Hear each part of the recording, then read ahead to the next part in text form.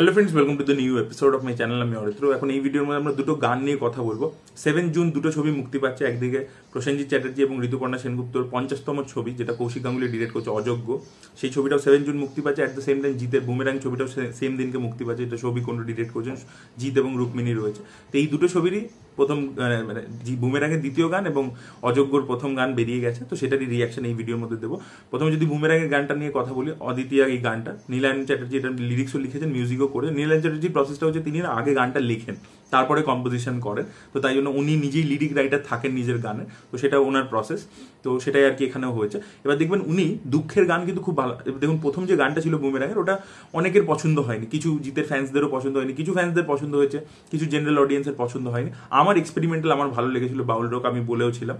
But এই গানটা আর কি অনেকটা বেশি জেনরিক ফরম্যাটের মধ্যে পড়ছে, অতটা এক্সপেরিমেন্টাল ফরম্যাটে পড়ছে না। But within that format, within that generic sad song format, সেটা কিন্তু ওয়েল ডান। এবং সেটা আমরা দেখেছি নীলায়ন চ্যাটার্জি এর আগেও কাছের মানুষের সোনু নিগমকে নিয়ে যে গানটা ক্রিয়েট করেছিল, সেটা সবার ভালো লেগেছিল, খুব ভালো লেগেছিল। তো সেম জিনিসটা কিন্তু এই গানটার ক্ষেত্রেও হতে চলেছে। লিরিক্সগুলো খুব ভালো, heart touching, at the same time emotional খুব, কম্পোজিশন খুব ভালো। সোনু নিগম খুব ভালো গেয়েছে এবং সোনু নিগম স্যাড সং খুব ভালো গাইতে পারে। তো একটা মানে গলার মধ্যে থাকে না, তো সেই ব্যাপারটা রয়েছে। তো সব মিলে গানটা খুব ভালো লাগছে। এবার অ্যাট দ্য সেম টাইম যে মিউজিক ভিডিওটা আমরা দেখতে পাচ্ছি, যেহেতু আমরা ছবির পুরো কনটেক্সটে যাই না, গল্প যাই না, তাই জন্য বাট তা সত্ত্বেও ভালো লাগছে। বাট যখন আমরা ছবিটার মধ্যে দেখতে থাকবো, ক্যারেক্টারের জার্নিগুলো ফলো করতে থাকবো, তখন আরো বেশি কানেক্ট করবে বলে আমার মনে হয়। তো একটা টাইমে মনে হচ্ছে, আমার একটা প্রেডিকশন পুরোপুরি, যে এই যে জিতের ক্যারেক্টারটা, তার সাথে রুক্মিণীর একটা মানে বিচ্ছেদ হয়ে গেছে কাইন্ড অফ, এবং রুক্মিণীর অন্য জায়গায় বিয়ে হয়ে আছে, এবং সেই দুঃখেই হয়তো জিত এই রোবটটা ক্রিয়েট করছে, যাকে রুক্মিণীর মতো দেখতে। ঠিক আছে, যেহেতু ওকে দেখতে পাইনি। এবার মাইট বি এরকম হবে যে রুক্মিণীর বিয়েটা ভেঙে গেছে এবং সে তারপর জিতের কাছে ফিরে এসেছে, এবং তখন ওর অলরেডি একটা রোবট ওর মতো দেখতে বানিয়ে ফেলেছে, এবং সেখান থেকেই আর কি একটা কমেডি অফ এরার্স টাইপের কিছু জিনিসপত্র হবে। এটা হতে পারে মাইট বি, বা অন্য কিছু হতে পারে যে অলরেডি রুক্মিণী জিতের বউ ছিল, বাট একটা পয়েন্টের পরে এই রোবটটা বানানোর পরে তাদের মধ্যে এমন কিছু ঝামেলা ঝঞ্ঝাট হয় যে একটা এরকম জাংশন আছে যে তাদের ডিভোর্স হয়ে যায়, এবং তারপরে তার বাবা রজতব দত্ত, রুক্মিণীর বাবা যেহেতু প্লে করছে, তার অন্য জায়গায় বিয়ে দিচ্ছে। মাইট বি এরকম হতে পারে, বাট ইমোশনাল আর কি পুরো জিনিসটা, এবং সেটা কিন্তু বেশ ভালো লাগছে। দুজনের পারফরমেন্সই খুব ভালো লাগছে, এবং যেভাবে ব্যাপারটাকে পুরো শ্যুট করা হয়েছে খুবই ভালো। একদিকে জিতের ল্যাবটা পুরো ওয়েস্টার্নাইজ একটা ফিল দিচ্ছে, সেটা খুব ভালোভাবে ওয়েল ডান। আনন্দ আড্ডো এটার আর্ট ডিরেকশন করেছে, তার কাজ খুব ভালো লেগেছে। এবং অন্যদিকে আমরা দেখতে পাচ্ছি একটা বাঙালিয়ানা ছবি, কুণ্ডু তো নিজের ছবির মধ্যে রাখেন, দেখবেন যে বিয়ে ইত্যাদি হচ্ছে, সেগুলোর যে শর্টসগুলো দেখতে পাচ্ছি, সেটার মধ্যে খুব রুটেড একটা ব্যাপার, আমাদের ইস্টার্ন ব্যাপারটা রয়েছে। তো সব মিলিয়ে গানটার মিউজিক ভিডিও খুব ভালো, গানটাও খুব ভালো, আমার বেশ ভালো লেগেছে। আপনাদের মতামত অবশ্যই জানাবেন কমেন্ট সেকশনে। এবার যদি তুই আমার হবি না গানটা নিয়ে কথা বলি, যেটা হচ্ছে অযোগ্যর প্রথম গান। তো দেখুন এটা থেকে মানে এটা আর কি একটা ট্রিলজি বেসিক্যালি, যেখানে প্রথম ছবিটা হচ্ছে দৃষ্টিকোণ, তারপরটা হচ্ছে অর্ধাঙ্গিনী, এবং তারপরটা হচ্ছে অযোগ্য।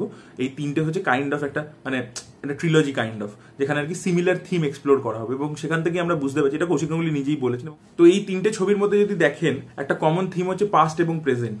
ঠিক আছে, একটা পাস্ট রয়েছে, সেটা থেকে ওভারকাম করে বেরোনো, বা পাস্ট আর প্রেজেন্টের মধ্যে কোথাও একটা টাসেল। আমরা অর্ধাঙ্গিনীতে এই ব্যাপারটা দেখতে পেয়েছিলাম যে চূর্ণী গাঙ্গুলি প্রাক্তন স্ত্রী, জয়া হাসান প্রেজেন্ট স্ত্রী, তাদের মধ্যে একটা কোথাও গিয়ে বন্ডিং তৈরি হচ্ছে, যেহেতু বড় অসুস্থ, কোমার মধ্যে রয়েছে। তো সেরকম দেখতে পেয়েছিলাম, দৃষ্টিকোণের মধ্যে ওই অ্যাঙ্গেলটা ছিল।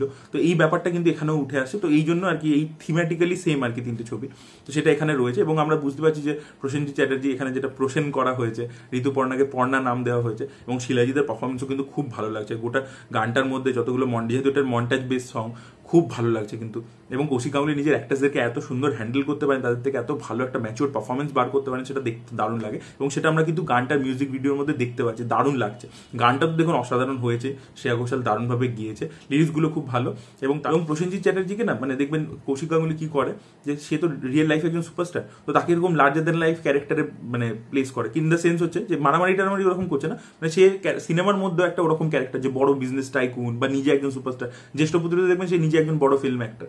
তো এইটা না বুম্বাদা ভালো প্লে করতে পারে, অটোগ্রাফের মতো ছবিতে, এইগুলোতে বুম্বাদা এগুলো হেভি পুল অফ করতে পারে। তো সেটা দেখতে খুব ভালো লাগছে। তাকে দেখা যাচ্ছে সে খুব সাকসেসফুল। ঋতুপর্ণা সেনগুপ্ত, তার সাথে হয়তো একসময় প্রেম ইত্যাদি ছিল, বাট সে এখন খুব সাধারণ একটা মধ্যবিত্ত জীবন যাপন করে। তার হাজব্যান্ড কিন্তু খুবই ভালো, কিন্তু কোথাও গিয়ে এদের মধ্যে একটা মানে রয়ে গেছে। এবং ঋতুপর্ণাকে হয়তো নিজের যে স্বপ্নটা, হয়তো যে ডান্স করতো সে একটা জায়গায়, আমরা বুঝতে পারছি তার ছবি দেখে, হয়তো সেটাকে স্যাক্রিফাইস করতে হয়েছে এই মধ্যবিত্ত জীবনটা যাপন করার জন্য, তার বরের জন্য, তার সন্তানের জন্য। কিন্তু প্রসেনজিতের সাথে থাকলে হয়তো সেটা সে তাকে স্যাক্রিফাইস করতে হতো না। এখানে ছেলে দুটো রয়েছে, মহিলা একজন, ইয়েতে মানে আমাদের অর্ধাঙ্গিনীতে যেরকম দুজন মহিলা ছিল, একজন পুরুষ ছিল, এখানে উল্টো ব্যাপারটা রয়েছে। তো ওভারঅল মিলিয়ে কিন্তু বেশ ভালো লাগছে, প্রত্যেকের পারফরমেন্স খুব ম্যাচিওর লাগছে, ভেরি ভেরি ওয়েল শট। এবং আরও একটা জিনিস যদি আপনারা লক্ষ্য করে থাকেন, লাস্ট যে শটটা, একদম যে লাস্ট শট, এখানে পুরীর মধ্যে শুটিং আছে সেটা আমরা পরিষ্কার বুঝে যাচ্ছি, কিন্তু দেখবেন গানটার একদম লাস্টে যে শটটা আছে সেখানে আমরা দেখতে পাচ্ছি ট্রেন একটা চলে যায় এবং তার নিচে রক্ত পড়ে আছে, মানে ট্রেনের নিচ থেকে ক্যামেরাটাকে ধরা হয়েছে, ট্রেনটা উপর দিয়ে বেরিয়ে যায় এবং নিচে আমরা দেখতে পাচ্ছি রক্ত পড়ে আছে লাইনের উপর।